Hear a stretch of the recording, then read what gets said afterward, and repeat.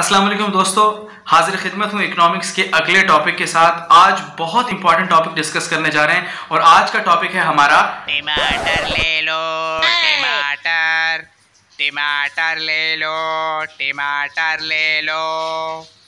टमाटर बेचने आए थे ये साहब, लेकिन मैंने टमाटर नहीं लिए। भाई इतना महंगा हो चुका है ये टमाटर, इतने ज़्यादा रेट्स के साथ आम शख्स के परचेजिंग पावर में यानी क़ुव्वत ख़रीद से तो ये टमाटर बाहर हो चुका है।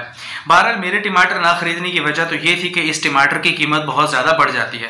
भाई सादा सी बात यह है कि जब टमाटर की कीमत बहुत ज़्यादा हो जाएगी तो उसकी डिमांड में कमी आ जाएगी, और इसी तरह अगर मार्केट में टमाटर की कीमत कम हो जाए तो लोग इसको ज़्यादा खरीदना शुरू कर देंगे। बस यही जो बातें मैंने दो तीन आपके साथ की हैं, यही पूरे लॉ ऑफ डिमांड का खुलासा है। तो चलिए स्टार्ट करते हैं और लॉ ऑफ डिमांड समझते हैं।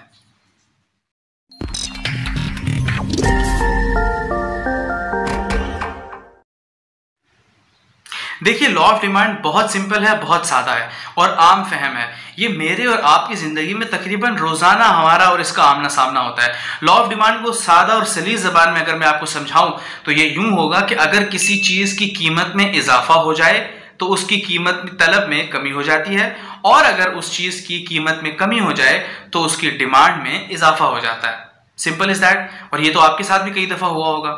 हाँ, एक बात का ख्याल रखा जाए, इस डिमांड के लॉ की कुछ अजम्पशंस हैं, यानी कुछ चीज़ें ऐसी हैं जिनका हर हाल में कांस्टेंट होना बहुत ज़्यादा ज़रूरी है, और वो मैं आपके साथ शेयर करता हूँ। यानी जब भी ये लॉ अप्लाई किया जाएगा, इस लॉ के अप्लाई करते वक्त उन चीज़ों का कांस्टेंट होना बहुत ज़्यादा ज़रूरी है। और वो चीज़ें कौन सी हैं ये आप देख लीजिए।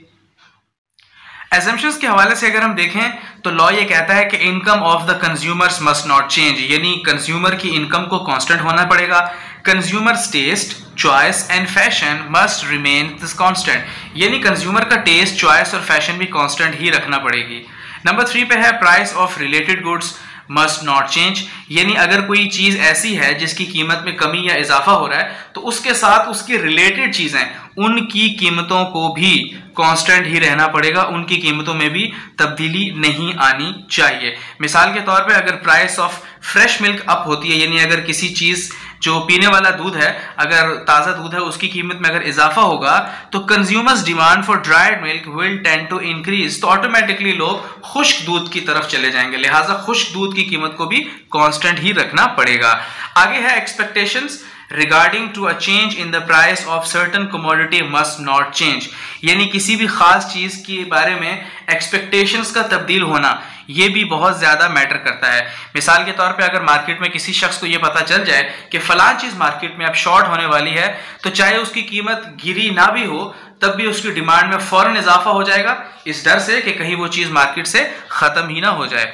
इसके बाद है discovery of a new cheaper and better related goods, यानी अगर किसी मार्केट के अंदर कोई नई टेक्नोलॉजी आ जाती है, ये पहले की निस्बतन कोई नई अच्छी चीज मार्केट में आ जाती है, तब भी ये लॉ अप्लाई नहीं हो पाएगा। लिहाजा टेक्नोलॉजी को और क्वालिटी को, जो चीज मार्केट के अंदर अवेलेबल है, उसको भी कांस्टेंट ही रखना पड़ेगा। और आखिरी चीज है the quantity of population must not change, आबादी को भी कांस्टेंट रखना पड़ेगा, क्योंकि अगर आबादी में भी इजाफा हो गया या आबादी में भी कमी हो गई तो ये लॉ ठीक तरीके से अप्लाई नहीं हो पाएगा। चलिए व्हाइट बोर्ड पे चल के समझ लेते हैं इस लॉ ऑफ डिमांड के ग्राफ को और टेबल को, ताकि ये कॉन्सेप्ट अच्छे से हमें समझ में आ सके। Let's start. जी तो स्टूडेंट्स, ये है लॉ ऑफ डिमांड का टेबल और अब हम इसका ग्राफ बनाएंगे। एक ट्रेंड को आप अच्छे से समझ लीजिए। किसी भी चीज़ की प्राइस जब भी आप लेंगे तो आप देख रहे हैं कि इसमें प्राइस में इंक्रीजिंग ट्रेंड है, यानी कीमत 10 के बाद 20, फिर 30, फिर 40 और फिर 50। लेकिन जैसे ही कीमत बढ़ने लगती है आप नोट करेंगे कि उसकी QD यानी क्वांटिटी डिमांड आहिस्ता आहिस्ता गिरने लगेगी। गोया लॉ ऑफ डिमांड में प्राइस और क्वांटिटी डिमांड का रिश्ता हमेशा इन्वर्स होता है, नेगेटिव होता है। एक बढ़ेगा तो दूसरा घटेगा, और अगर एक घटेगा और दूसरा बढ़ेगा। हम यहाँ पे इसका ग्राफ बनाते हैं और ग्राफ बनाने के बाद इसको समझते हैं। पहली रीडिंग हमारे पास है, जब प्राइस 10 रुपये थी तो क्वांटिटी डिमांड 5 पे थी। जब प्राइस 10 पे थी तो हमारे पास क्वांटिटी डिमांड 5 पर है। गोया ये ग्राफ, ये पॉइंट हम यहाँ बना सकते हैं, यानी प्राइस हमारी 10 पे है और हमने क्वांटिटी प्राइस, जब हमने क्वांटिटी डिमांड को देखा तो यहाँ पर हमने इस एक्सेस के ऊपर क्वांटिटी डिमांड को कंसिडर किया और इस एक्सेस पे हमने प्राइस को कंसिडर किया। सो यहाँ पर पहला पॉइंट हमारी पहली रीडिंग का यहाँ आ गया।